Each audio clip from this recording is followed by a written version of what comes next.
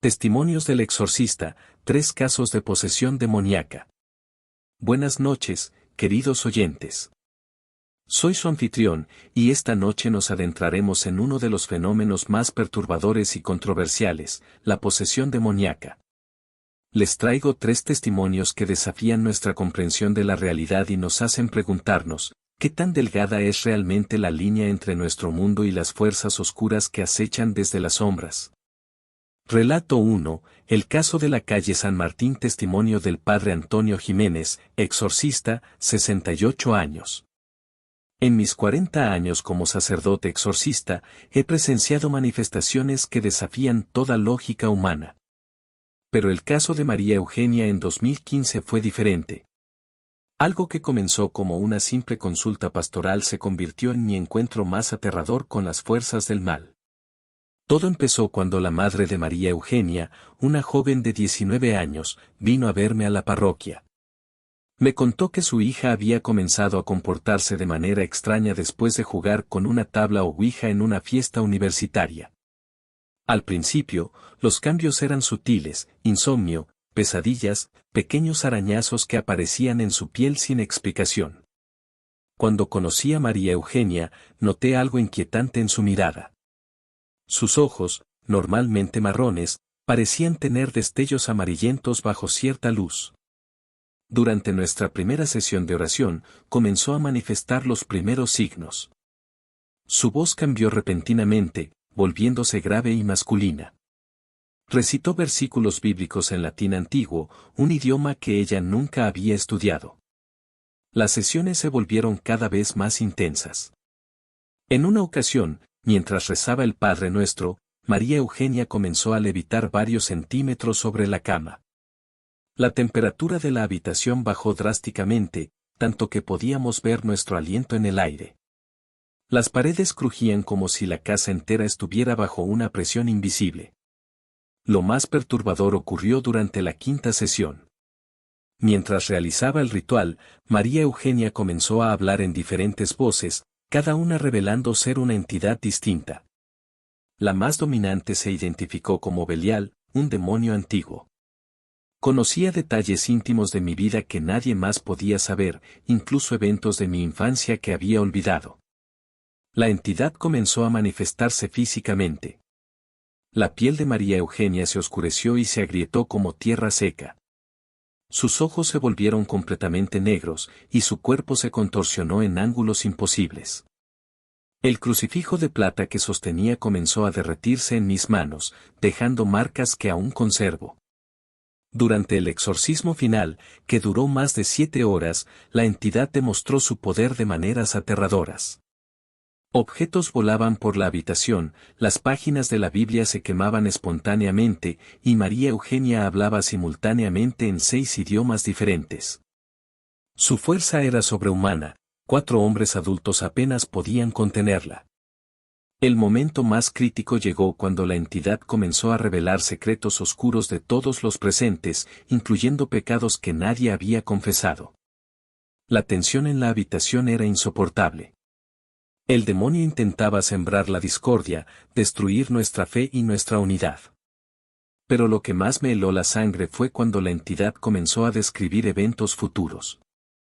Predijo con exactitud 3 muertes que ocurrirían en las siguientes semanas, incluyendo detalles específicos que luego se cumplieron. Era como si el tiempo no significara nada para esta criatura. La batalla final por el alma de María Eugenia fue devastadora. El demonio había creado una fortaleza en su interior durante meses, y no estaba dispuesto a irse sin causar el máximo daño posible. Durante la última hora del ritual, la entidad reveló su verdadero rostro. La cara de María Eugenia se transformó. Su piel se estiró sobre sus huesos como pergamino viejo, y una sustancia negra comenzó a brotar de sus ojos y boca. El olor era indescriptible, como carne putrefacta y azufre. Las paredes comenzaron a sangrar, literalmente sangrar, y las gotas subían hacia el techo, desafiando la gravedad. Fue entonces cuando la entidad hizo su última jugada. Usando la voz de mi madre fallecida, comenzó a suplicar que me detuviera. Era su voz exacta, con cada inflexión y matiz que recordaba de mi infancia. Por un momento, mi fe vaciló. Ese segundo de duda fue todo lo que el demonio necesitaba. María Eugenia se abalanzó sobre mí con una fuerza sobrenatural. Sus dedos, ahora más parecidos a garras, se clavaron en mi pecho. Sentí un frío que penetraba hasta mi alma. A través de sus ojos negros, vi imágenes de horror indescriptible, almas torturadas, dimensiones de sufrimiento eterno, visiones que aún me persiguen en mis pesadillas. Pero fue precisamente ese momento de máxima oscuridad el que trajo la luz.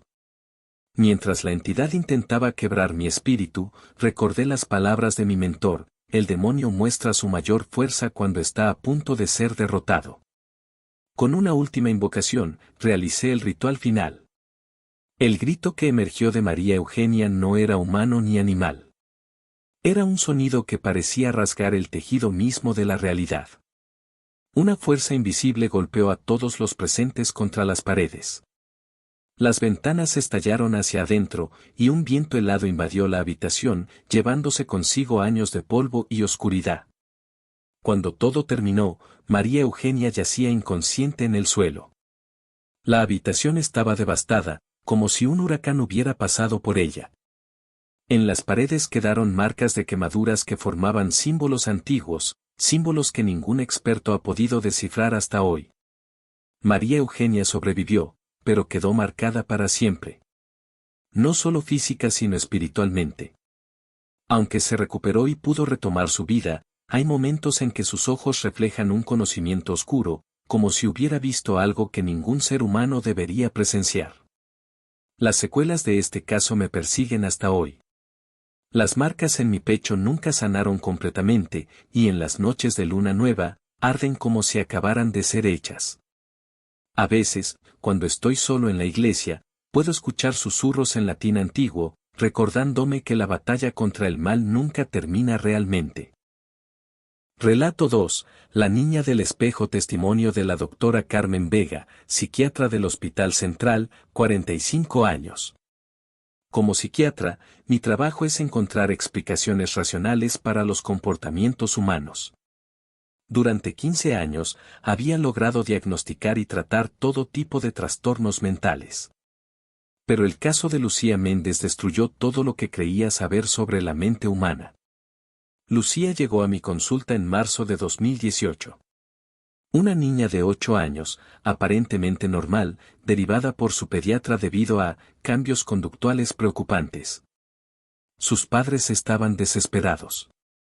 Todo había comenzado después de que la familia se mudara a una antigua casa colonial. En nuestra primera sesión, Lucía parecía una niña típica. Cabello negro, ojos grandes, uniforme escolar impecable. Lo único inusual era su insistencia en sentarse de espaldas al espejo de mi consultorio. Cuando le pregunté por qué, su respuesta me heló la sangre: porque ella me mira desde ahí, doctora.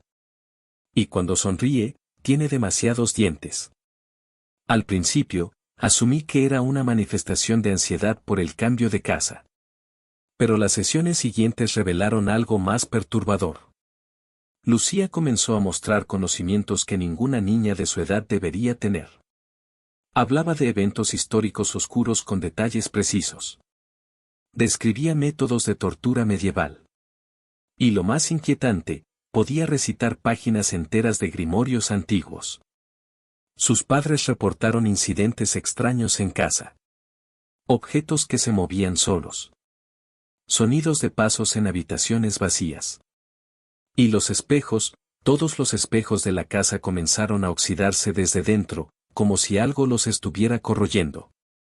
La situación empeoró dramáticamente durante nuestra sexta sesión. Mientras hablábamos, Lucía comenzó a sangrar por la nariz. Pero la sangre no caía hacia abajo, fluía hacia arriba, desafiando la gravedad. Cuando intenté acercarme para ayudarla, todos los objetos de mi escritorio comenzaron a vibrar. Lucía me miró fijamente y, con una voz que no era la suya, dijo: ella viene a reclamar lo que le pertenece. Los espejos son sus puertas, y yo soy su invitada. En ese momento, el gran espejo de mi consultorio estalló. Entre los fragmentos, por una fracción de segundo, vi algo que me perseguirá hasta el día de mi muerte, un rostro antiguo, con una sonrisa imposiblemente amplia llena de dientes afilados. Las investigaciones posteriores revelaron que la casa donde se había mudado la familia Méndez tenía una historia siniestra. En 1876, una niña había desaparecido misteriosamente después de que su madre, practicante de artes oscuras, realizara un ritual frente a un espejo antiguo. Los registros indicaban que la madre había intentado abrir una puerta para obtener conocimientos prohibidos. La situación alcanzó su punto crítico durante una noche de luna nueva. Los padres de Lucía me llamaron en pánico. Su hija estaba levitando frente al espejo de su habitación, hablando en lenguas muertas. Cuando llegué, la escena era como sacada de una pesadilla. Al entrar a la habitación de Lucía, el aire era tan denso que apenas se podía respirar. La niña flotaba a medio metro del suelo, su cuerpo contorsionado en ángulos imposibles. El espejo de su habitación parecía líquido, como mercurio oscuro que pulsaba con vida propia. A través del reflejo distorsionado, pude ver algo moviéndose. No era el reflejo de Lucía, sino otra figura, una niña victoriana con un vestido manchado de negro, su rostro oculto por largo cabello oscuro. Cuando levantó la cabeza, vi que sus ojos eran completamente negros, y su sonrisa, esa sonrisa antinatural se extendía más allá de los límites de su rostro. «Has traído a la indicada», dijo la voz que salía de Lucía, pero no era su voz. Era antigua, como el sonido de huesos rompiéndose. Después de 147 años, por fin podré regresar. El espejo comenzó a drenar todo el color de la habitación.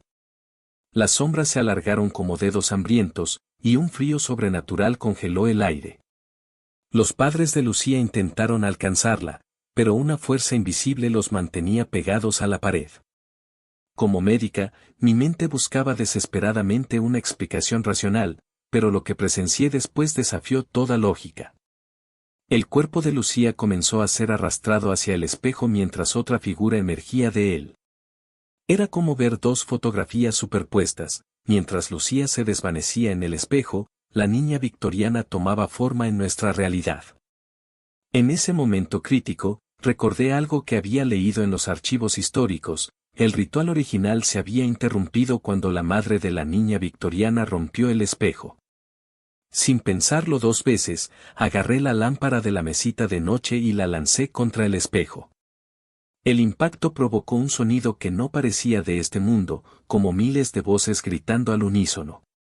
El espejo se fragmentó en 1000 pedazos, y cada fragmento reflejaba una escena diferente de horror.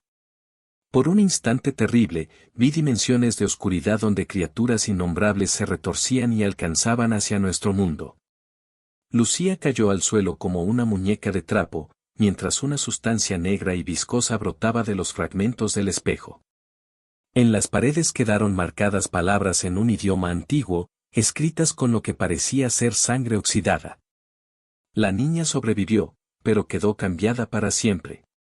Aunque físicamente se recuperó, hay momentos en que se queda mirando fijamente los espejos, como si pudiera ver algo que los demás no podemos. Sus dibujos están llenos de puertas y pasillos infinitos, todos reflejados en espejos antiguos. Lo más perturbador es que, desde esa noche, cada vez que me miro en un espejo, por el rabillo del ojo, puedo ver una silueta sonriente detrás de mí. Y cuando volteo, bueno, digamos que he aprendido a vivir con todos los espejos de mi casa cubiertos. Como profesional de la salud mental, este caso me hizo cuestionar todo lo que creía saber. Hay cosas en este mundo que la ciencia no puede explicar, fuerzas antiguas que acechan en los límites de nuestra realidad, esperando una oportunidad para cruzar. Relato 3. El precio de la duda. Testimonio de Roberto Guzmán, padre de familia, 42 años. Nunca creí en lo sobrenatural. Como ingeniero, mi mundo se basaba en hechos, números y lógica. Pero lo que sucedió en mi casa durante el verano de 2024 destrozó toda mi comprensión de la realidad. Todo comenzó cuando mi hija Amanda, de 6 años, empezó a hablar de su nuevo amigo imaginario. Lo llamaba, el Señor de la Sonrisa. Al principio, mi esposa y yo lo encontramos adorable. Es normal que los niños tengan amigos imaginarios, ¿verdad? Pero había algo diferente en la forma en que Amanda hablaba de él. El Señor de la Sonrisa me visita todas las noches a las 3:33, nos dijo un día durante el desayuno. Dice que quiere jugar un juego especial, pero primero necesita mi permiso para quedarse. Mi esposa notó las marcas oscuras bajo los ojos de Amanda. Nuestra hija no estaba durmiendo bien. Las cosas empeoraron gradualmente. Amanda comenzó a dibujar a su amigo, una figura alta y delgada, vestida de negro, con brazos extremadamente largos y una sonrisa que ocupaba casi todo su rostro. Los dibujos se volvieron más detallados y perturbadores con el tiempo. En algunos, la figura estaba parada junto a nuestras camas mientras dormíamos. Una noche, escuchamos a Amanda riendo en su habitación a las 3:33 de la mañana. Cuando entramos, estaba sentada en su cama, mirando hacia el rincón más oscuro de su cuarto. El Señor de la Sonrisa dice que ustedes no pueden verlo porque todavía no han dado permiso, dijo sin mirarnos. Pero pronto todos podremos jugar juntos. La temperatura en la habitación de Amanda comenzó a bajar drásticamente durante las noches. Instalé cámaras de seguridad, pero se apagaban misteriosamente entre las 3:30 y las 3:36 de la mañana. Las mascotas se negaban a entrar en su cuarto.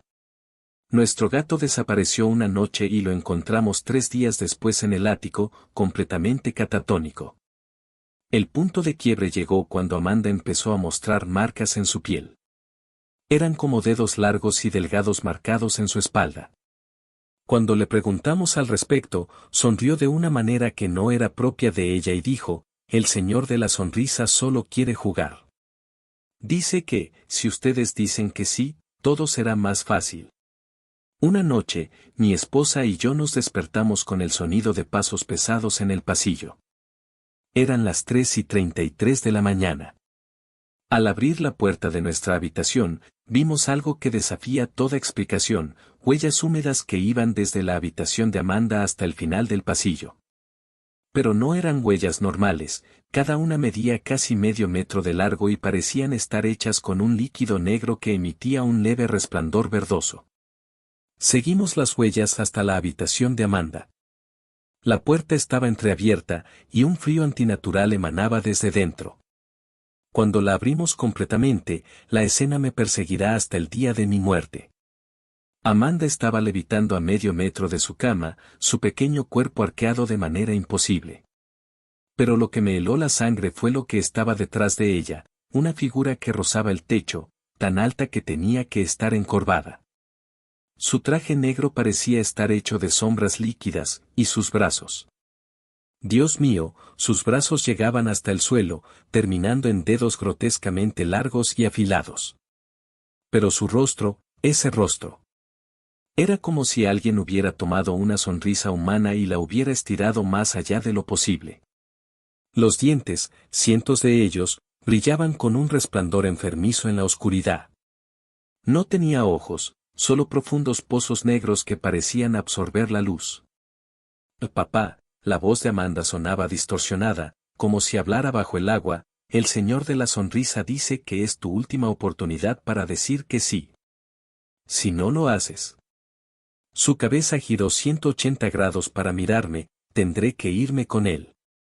Mi esposa comenzó a rezar, pero las palabras parecían atascarse en el aire, como si la misma realidad se estuviera desgarrando.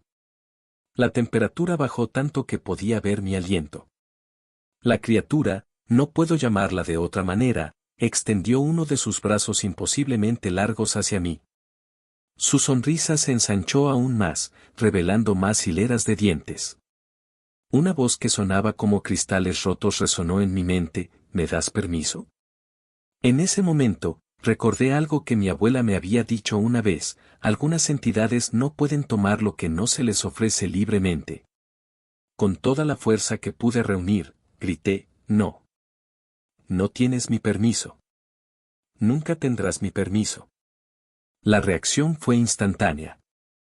La criatura emitió un chillido que hizo que todas las ventanas de la casa estallaran.